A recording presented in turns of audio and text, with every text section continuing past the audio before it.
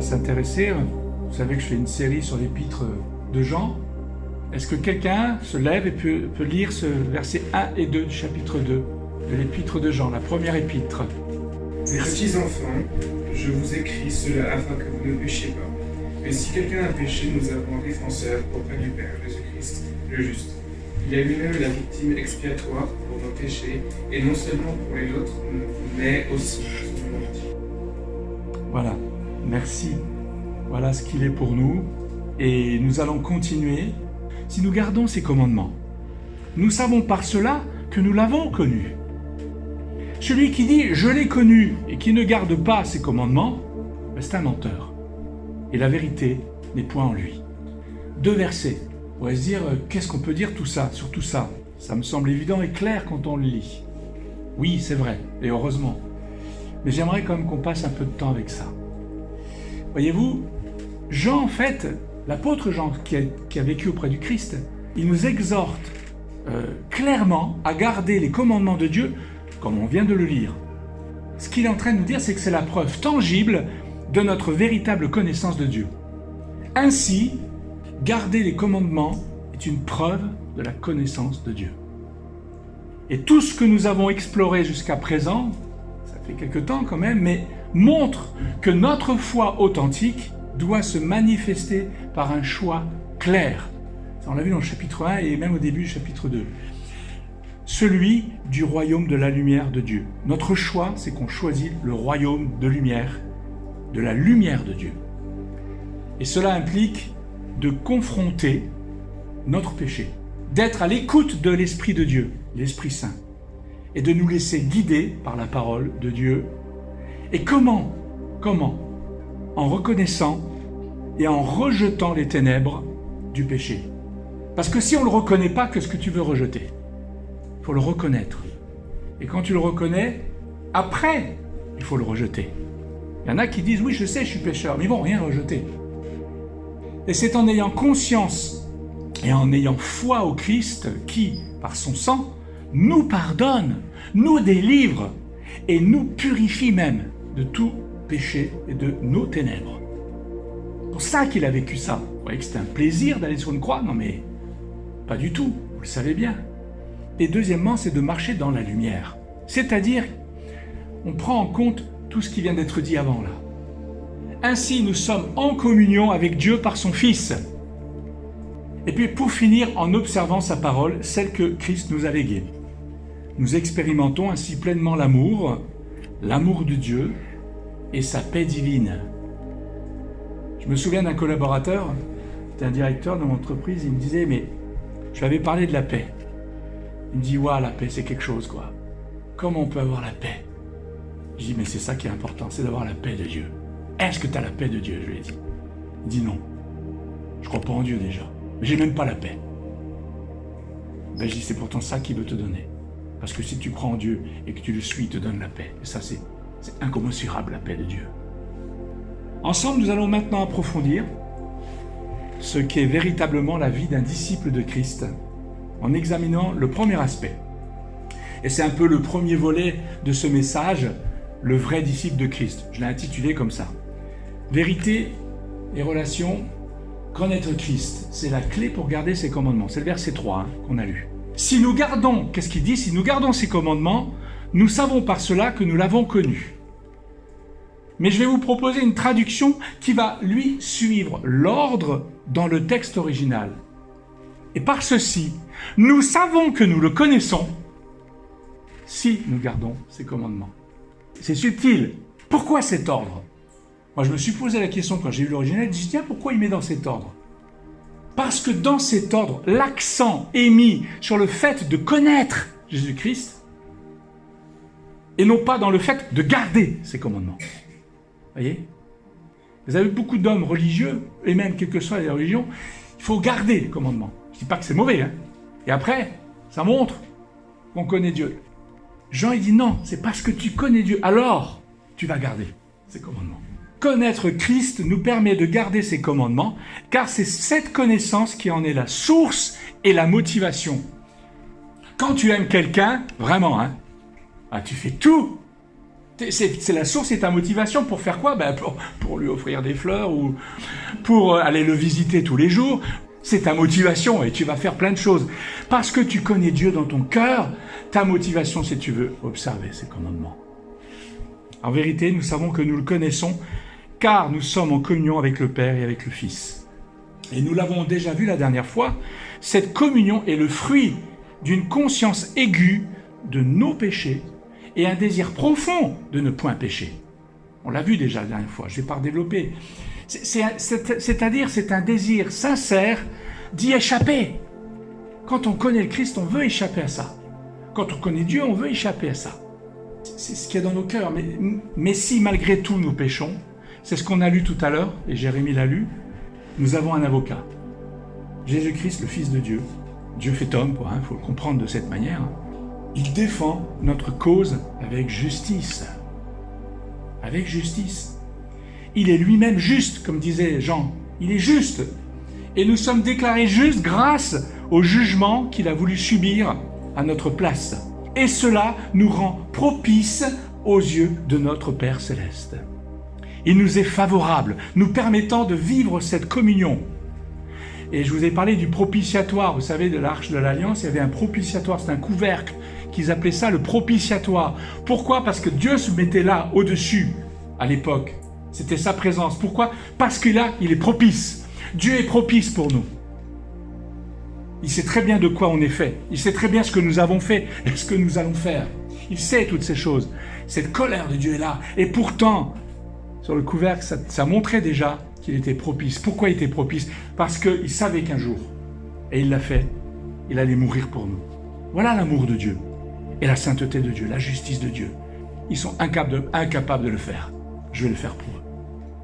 Et ça le rend propice. Nous savons cela et nous en sommes conscients. Et nous vivons cette vérité. Alors, nous connaissons le Seigneur. Parce que nous le connaissons comme peut-être un bébé connaît ses parents. On ne connaît pas tout. Quand on dit qu'on connaît le Seigneur, on ne connaît pas tout de lui. Mais on est proche de lui. Comme un enfant qui vient de rentrer dans la famille. Il connaît son père, sa mère, mais il ne connaît pas tout de son père ni de sa mère. Il ne sait pas ce qu'ils ont vécu, il est avec eux. C'est pareil, nous sommes avec lui. Et cette connaissance-là, le fait d'être avec lui, c'est la démonstration que nous suivons les commandements de Dieu. Nous allons suivre les commandements de Dieu. Car les commandements du Seigneur sont manifestés par la prise en compte de ce qui vient d'être dit tout à l'heure. Comment Dieu peut se faire connaître à nous? Connaître Dieu, c'est ainsi garder ses commandements. Il va y avoir quelque chose qui va se passer dans nos vies. L'importance est mise sur la connaissance de notre Sauveur avant de garder ses commandements. Même si ceux-ci sont la conséquence inévitable de cette connaissance vécue. C'est lié, c'est très lié. C'est comme une pièce, vous avez deux faces. On ne peut pas enlever une face. Une pièce, deux faces. Tu connais le Seigneur, l'autre face, tu gardes ses commandements. Cette connaissance, elle est exprimée par Jean. Par là, nous savons que nous l'avons connu. Alors connaître, justement, voyons un peu les mots. Connaître, justement, c'est ça. Le mot en grec, c'est ginosko. Et ginosko, dans la langue originale, puisque l'apôtre Jean, à l'époque, a écrit en grec. C'est un peu comme si maintenant on voudrait faire passer un message à tout le monde et pas qu'en France, on va l'écrire en anglais. C'est plus simple. C'était le grec à l'époque. C'est pour ça que ça a été écrit en grec. Alors, ginosko veut dire connaître, comprendre au travers d'une relation. C'est ça le mot connaissance. Nous, bons français, pas que les français, mais enfin, en tout cas sûr, connaître, c'est intellectuel. Je connais les choses, je les explique. Je peux adhérer ou pas, c'est pas un problème. Connaître, c'est ça. Le mot connaître en grec, et que Jean utilise, c'est pas ça. C'est plus que ça. C'est connaître au travers d'une relation. C'est-à-dire que ce n'est pas avoir un certain savoir intellectuel dogmatique, mais on ne peut connaître que dans la relation. Tu ne peux connaître Dieu que dans la relation. Dieu, c'est pas une théologie. Tu dois le connaître dans la relation. Et 2 fois, ce mot est utilisé, ginosko, dans la phrase, ce qui souligne vraiment l'importance de ce mot, l'importance du sens de ce mot. Par là, nous savons que nous l'avons connu. Et je relis ce passage-là, je le relis à l'évangile de Jean, au chapitre 17, où il retrace, il a entendu la prière de Jésus à son Père avant qu'il connaisse les déboires de la croix, où Jésus-Christ priait son Père et il disait « La vie éternelle, c'est qu'ils te connaissent, toi le seul vrai Dieu et celui que tu as envoyé, Jésus-Christ. » C'est qu'ils te connaissent. Il parlait de ses disciples. C'est qu'ils te connaissent, ginosko. C'est un verbe qui est conjugué au présent du subjonctif actif. Ça veut dire que l'idée que cela peut se faire ou pas, qu'ils te connaissent, ça peut se faire, et ça peut ne pas se faire aussi.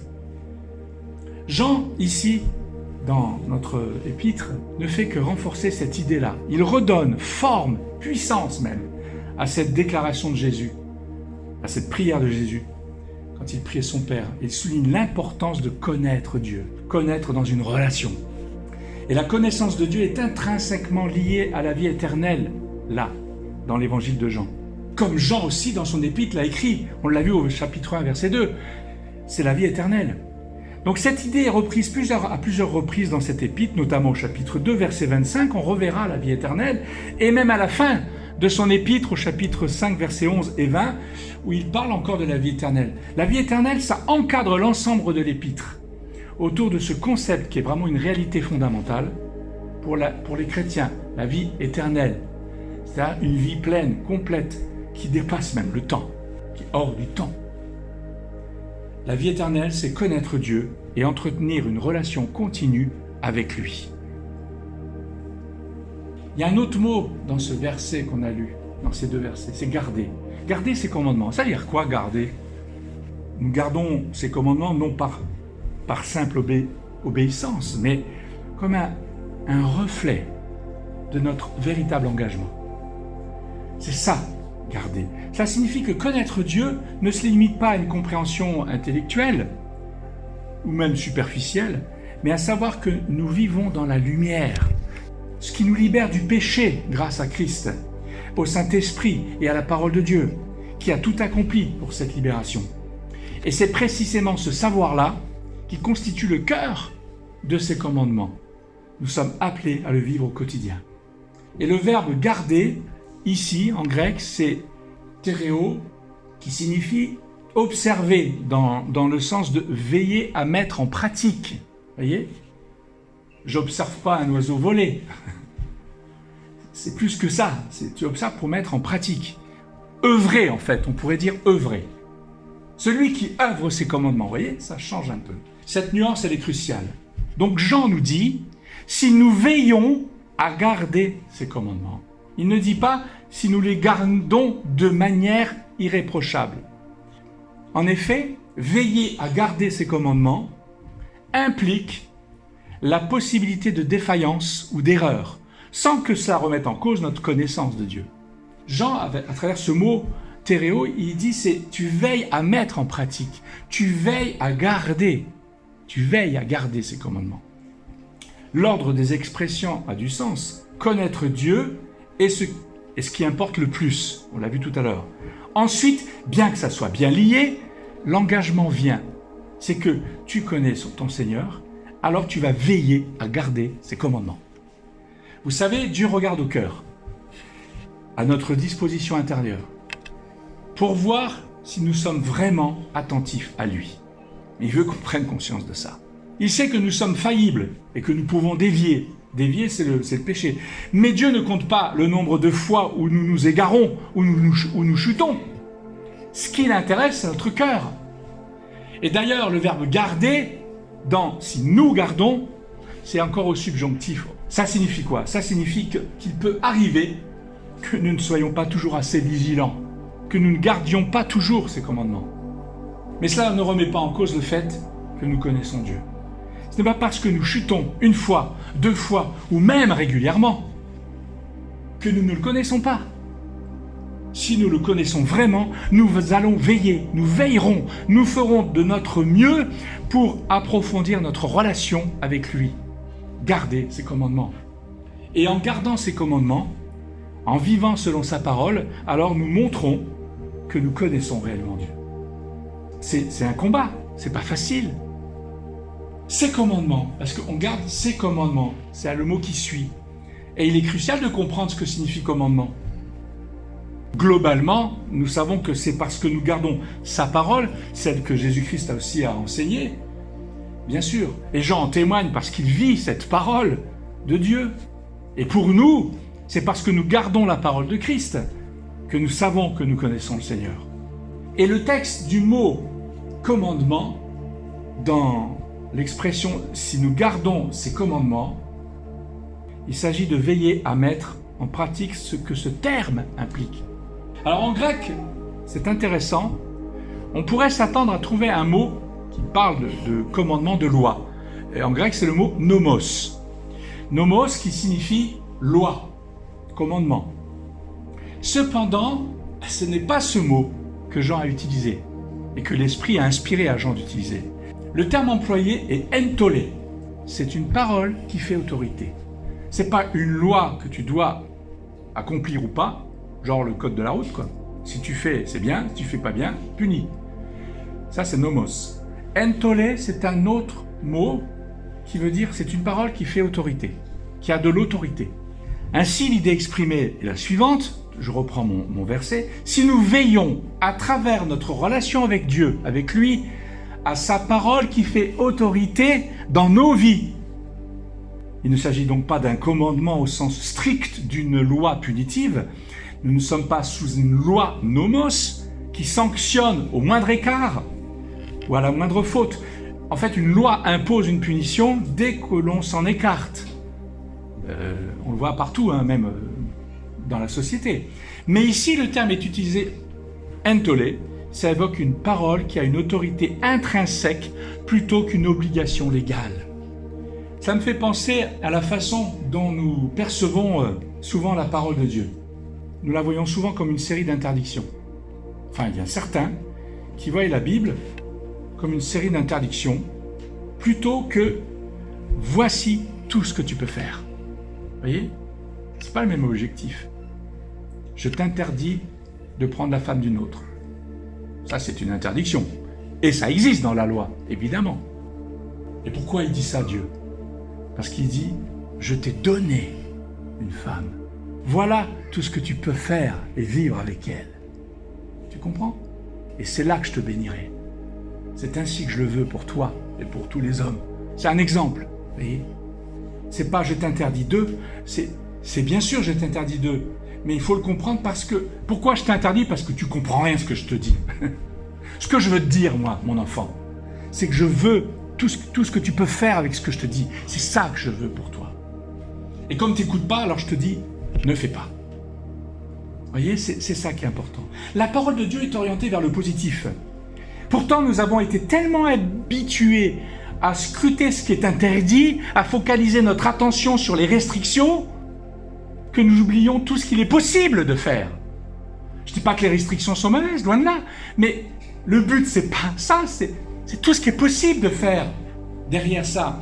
Que nous oublions tout ce qu'il est possible de faire, tout ce qui est non seulement autorisé, mais aussi motivant à accomplir. La parole de Dieu est motivante, elle veut nous donner de quoi vivre des belles choses avec Dieu. Ce qui est autorisé, il y a des choses autorisées aussi. On parle toujours du non autorisé, mais il y a de l'autorisé. Dieu nous rend libres en lui. Libre. Ça ne veut pas dire qu'on fait n'importe quoi, mais tu es libre de vivre avec lui. Cette phrase est donc extrêmement importante. Nous connaissons Dieu dans une relation intime si nous veillons à garder sa parole comme étant l'autorité dans ma vie, dans ta vie. Et il est crucial de se rappeler que cela concerne ses commandements, sa parole, et non pas les paroles de ceux qui prétendent parler en son nom. C'est la parole du Seigneur, ses commandements à lui. Pas les traditions non plus, ni les coutumes humaines, qui sont pas forcément toutes mauvaises, c'est pas ce qu'on veut dire. Mais c'est pas ça la loi, c'est pas ça le commandement, c'est pas la tradition humaine, c'est pas la tradition chrétienne, ou d'une autre religion, c'est pas ça qui compte. Ce qui compte, c'est la parole de Dieu. Je dis pas qu'elles sont mauvaises, ces traditions, mais ce qui est important, et qui est motivant, et qui est moteur dans nos vies, c'est la parole même de Dieu, qui va faire que normalement les traditions sont issues de cette parole et vont être bonnes. Mais comme l'homme est tordu, malheureusement, souvent, il n'a pas tout écouté de ce que Dieu a dit. Et du coup, ça a formé une tradition qui est un peu bancale. On le voit, hein, même dans le christianisme, on le voit aussi. Ce qui importe, c'est ce que lui, le Seigneur, dit dans sa parole. Alors, connaître le Seigneur Jésus, ce n'est pas seulement l'avoir vu et ensuite l'oublier. C'est une communion continue, quelque chose qui dure. Si nous connaissons le Seigneur, nous savons que nous le connaissons parce que nous gardons sa parole. Je reviens, c'est cyclique un peu mon message, mais c'est important. Sans cela, ça serait une connaissance intellectuelle, voire un simple souvenir qui ne nous affecterait pas, en fait, puisque c'est un souvenir. Connaître Dieu nous affecte profondément. Ça touche tous les aspects de nos vies. Nous connaissons et nous affrontons nos difficultés. Nous les vivons avec lui, puisqu'on a une relation avec lui. Et nous avons un avocat. Nous sommes libérés du péché, nous sommes purifiés et nous avons la possibilité de ne pas pécher de plus. Parce que si je vous écris toutes ces choses, disait Jean, c'est afin que vous ne péchiez point. Ben, j'aimerais. Oui, tu peux. Mais pour ça, il faut veiller. Et je sais très bien que tu vas tomber. Et pour ça, tu as un avocat. Mais je te dis, ne pêche pas. Vous voyez, c'est positif. On a un avocat. Formidable. Nous sommes libérés du péché, purifiés. On a la possibilité de ne pas pécher. Nous sommes encouragés dans ce sens en gardant sa parole. Nous entretenons une relation intime avec Dieu lorsque nous veillons à regarder sa parole comme l'autorité suprême dans nos vies. Et si nous ne faisons pas cet effort de veiller à sa parole, nous risquons de perdre la conscience de cette relation intime. Même si nous connaissons Dieu, nous pourrions alors devenir comme endormis à cette connaissance, manquant en fait la profondeur de cette communion. Ne pas garder ses commandements, en fait, c'est détruire la relation. Je vais développer, c'est le verset 4. Qu'est-ce qu'il dit ? Celui qui dit « Je l'ai connu » et qui ne garde pas ses commandements est un menteur et la vérité n'est point en lui. Est un menteur. Jean, il ne va pas par 4 chemins. Hein. Mais qu'est-ce qu'il veut dire par là ? On va le voir. Donc cette autre affirmation. Il ne dit pas « si nous disons ». Ça, au chapitre 1, il disait « si nous disons que nous n'avons pas de péché », etc. Là, il dit « celui qui dit ». Là, il ne se met pas dans ceux qui pourraient dire « si nous disons que nous n'avons pas de péché ». Il dit « celui qui dit ». Il semble qu'ils veulent signaler qu'il y a des personnes, même parmi les chrétiens, qui affirment connaître Christ, mais ne suivent pas ses commandements. Pour ces personnes, quand je dis des chrétiens dans le milieu chrétien, pour ces personnes, Jean dit simplement qu'elles sont des menteurs et que la vérité n'est pas en elles. Quand quelqu'un affirme connaître Dieu, mais ne suit pas ses commandements, comme on l'a vu ensemble, parole qui fait autorité, etc., il tombe dans le même piège que celui qui est décrit au chapitre 1. Je ne sais pas si vous vous souvenez, il répète exactement le même schéma. Il a dit une autre fois, chapitre 1, verset 8, « Si nous disons que nous n'avons pas de péché, nous nous séduisons nous-mêmes et la vérité n'est point en nous. » C'est le même schéma. Là, ça parle du péché. Alors que notre texte à nous, ça parle de connaître Dieu. Et au verset, donc ça c'est le verset 8 que je vous ai cité du chapitre 1, mais au verset 6 du même chapitre 1, même schéma, c'est ceux qui prétendent être en communion avec Dieu tout en marchant dans les ténèbres. Et là, Jean a exactement le même schéma. La formulation de ces 2 versets au chapitre 1, c'est identique que celui-là. Mais au lieu de traiter du péché, il s'agit de prétendre connaître Dieu tout en ne respectant pas ses commandements, en ne voulant pas que ses commandements fassent autorité dans ma vie. Et dans les 2 cas précédents, au chapitre 1, ce qu'on avait déjà vu, la vérité n'est pas en eux. Là, il fait pareil, cet homme-là, ou cette femme-là. Il est dans le même état. La véritable connaissance de Dieu se traduit par l'obéissance à ses commandements. Et celui qui dit « je l'ai connu », rappelez-vous, ginosko, celui qui dit « je l'ai connu », là, ce n'est pas un subjonctif, c'est conjugué au parfait, comme dans la première phrase. Par là, nous savons, au présent, que nous l'avons connu, au parfait. C'est-à-dire que nous l'avons déjà rencontré. C'est au présent et au parfait, c'est fait. Au parfait, c'est-à-dire que c'est fait. Subjonctif, c'est possible que ça soit ça ou ça. Là, c'est au parfait. Nous l'avons connu. C'est fait, mes amis.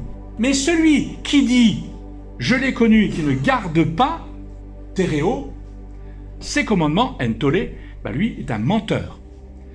Vous voyez, il reprend exactement ce qu'il a dit au verset 3, mais dans le sens négatif. C'est-à-dire que celui-là, il est un menteur. Pourquoi ? C'est quoi menteur ? Qu'est-ce qu'il veut dire par le mot menteur, là ? On va le voir, parce que menteur, pour nous, on a un schéma. Quand on dit c'est un menteur, ça ne dit pas la vérité. Il dit quelque chose de faux. Ça veut dire quoi, mentir, là ?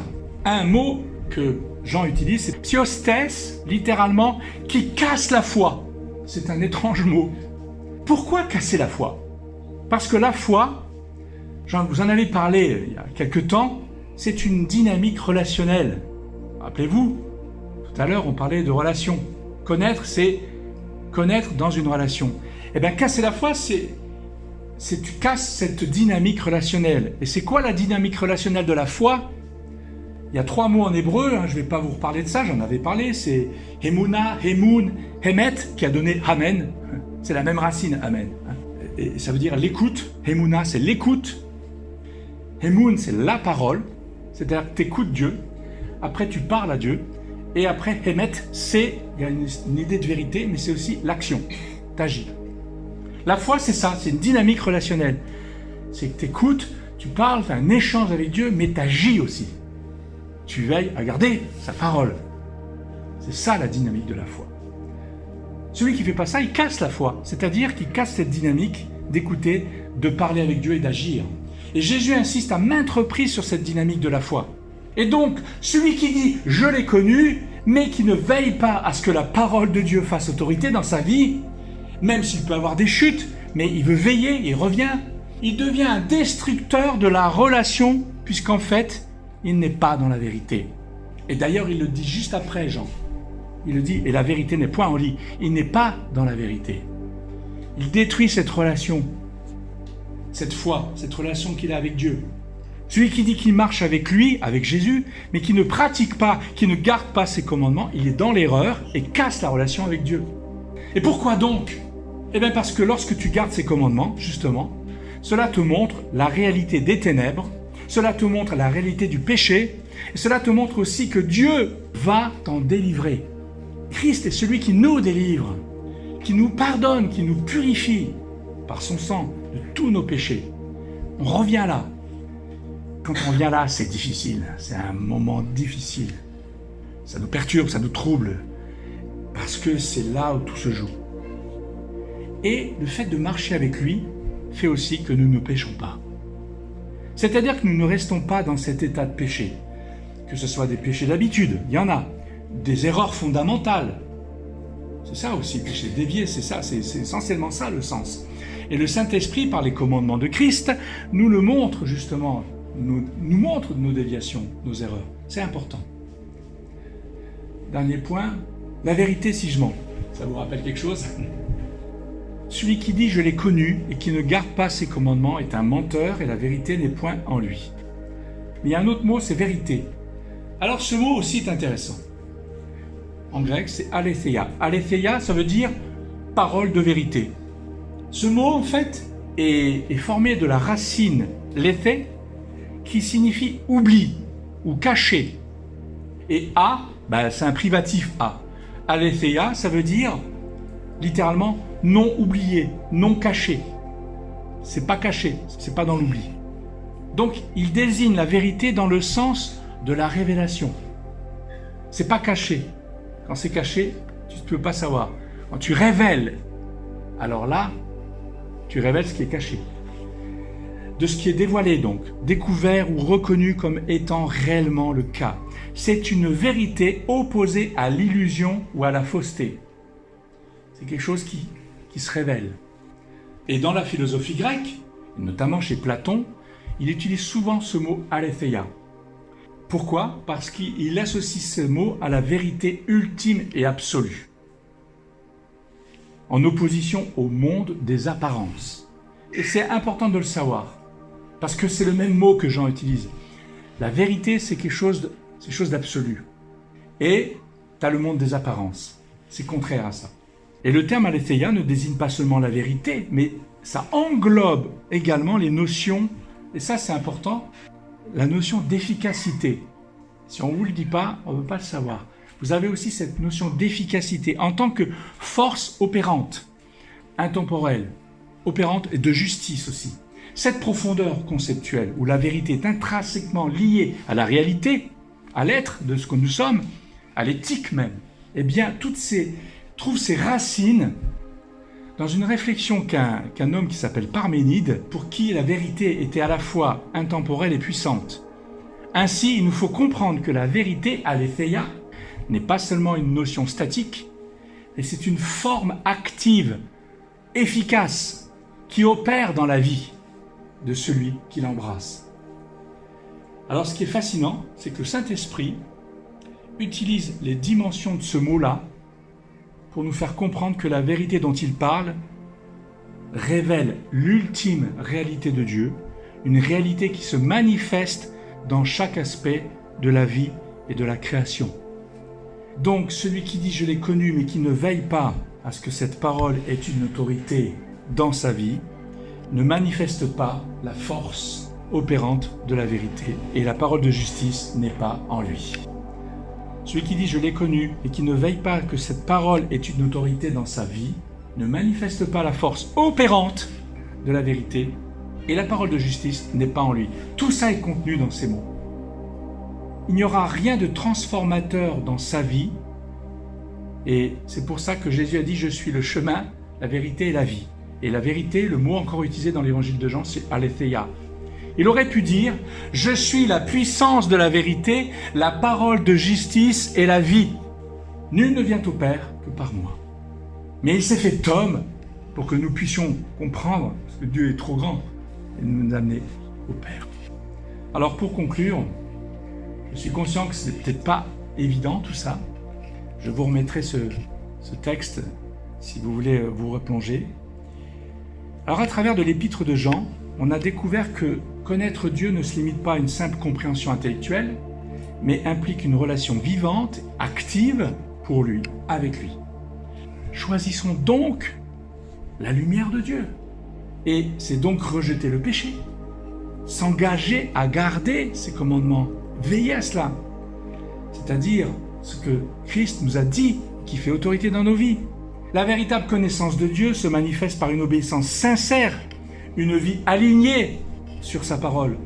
Et Jean, en fait, nous rappelle que connaître Christ signifie garder ses commandements avec diligence et non pas obligation, et comme un reflet de notre engagement et de notre amour pour lui, parce qu'on le connaît avec une relation.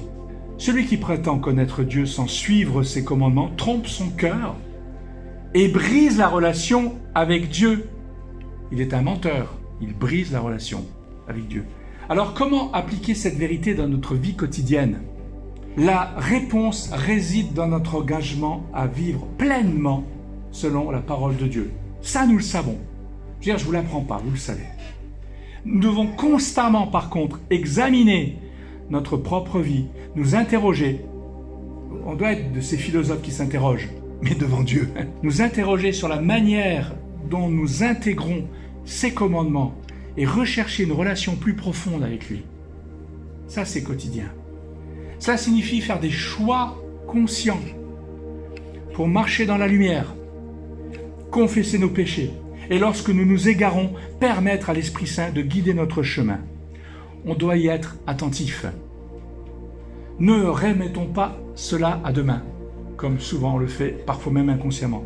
Que cette vérité nous pousse à une introspection honnête et à une action qui est vraiment déterminée. Pourquoi? Pour refléter la lumière de Dieu dans notre vie quotidienne. Ça, c'est la réalité d'un disciple.